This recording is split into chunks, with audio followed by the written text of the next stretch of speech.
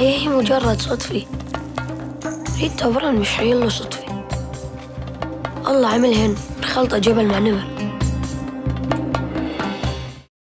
Eine Giraffe zu entführen von einem Zoo in einen anderen klingt ganz schön gewagt. Nur damit ein Artgenosse, eine andere Giraffe im anderen Zoo nicht so einsam ist. Wenn das Ganze dann auch noch von Israel ins Westjordanland passieren soll, crazy story. Aber jemand kennt sich damit aus, Rani Massalha, der Regisseur von Giraffada. Hello. Hello. So, what's your favorite animal? The giraffe. Why is that? Because it's the tallest animal of nature, so it can look at human beings from top till down. In your film Giraffada, a giraffe is kidnapped from a zoo in Israel and is brought to a zoo in the West Bank. It sounds pretty much like some kind of symbol or metaphor. Would you say it is one, or is it just a fun story?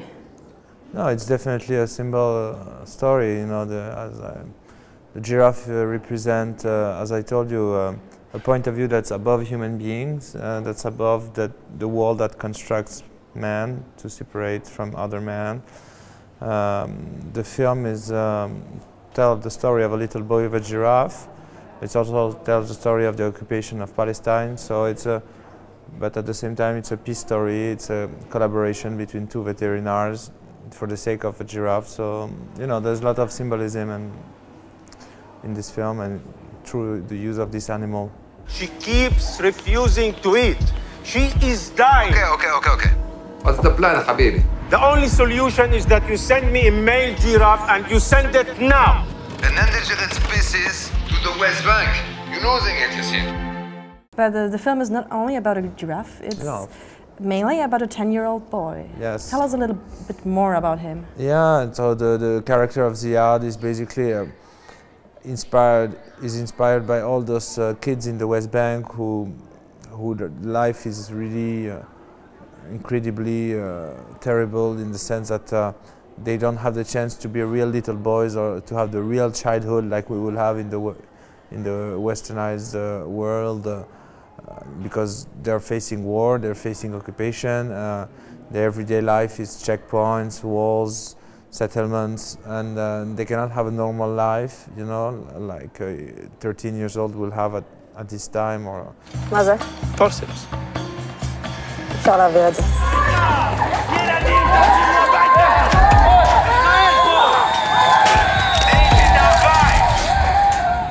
So the zoo is the only place in the West Bank where being a child is not terribly misplaced, is where a child has the right to be a child. So I wanted to tell the story of a Palestinian children, and I also wanted to tell about father-son relationship and kid special relationship to the giraffe. So there's a kind of triangle between these three relationships that makes the film about them. You already told us that there's a lot of truth in the story, but how much is fiction? How much did you have to change for dramatical reasons? I mean, the fiction is that, first of all, there was never been a kidnapping of giraffe in the zoo in Israel. That never happened. That was just the fruit of my imagination. So the story, the real story about the zoo ends when the giraffe dies, because that's what happened in reality after a bomb or air raid in the region. The giraffe panicked, hit her head against her fence. Thus, the giraffe died, and that's it. Like, we tried to bring another giraffe, but we didn't succeed in our enterprise of doing that. Starting from that point, I invented the story of this veterinarian going to kidnap a giraffe and bring it back to the zoo. So it's all the political that you see in the film is very true.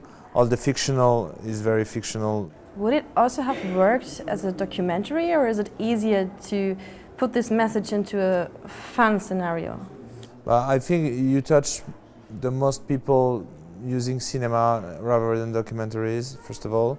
Second of all, I love the emotions that procure, you know, fiction, drama that are used in movies. And documentary, the treatment of the image is very brutal, very rough.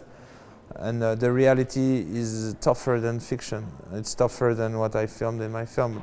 So basically, I wanted to create this fantasy world inside the zoo to show also, I mean, how life is there, and to confront these two realities, about the political harshness of living in Qalqilia or Naples or in the Palestinian territories, and the fantasy of a zoo with all its codes of craziness. I wanted to confront these two universes, basically. So documentary would have been hard to do this time, you know. So. And the film was dedicated to your father, I've heard. Why is that? Because he died 6 months before the shoot, and because he's Palestinian who moved to Europe. I was born in Europe, so you know, it's dedicated to him. Yeah. So viel von Giraffada von Rani Massalha. Wenn euch das Interview gefallen hat, dann klickt euch doch durch die anderen Videos auf unserem YouTube-Channel, gebt uns ein Like, einen Daumen hoch und liked uns auf Facebook. Bis dann!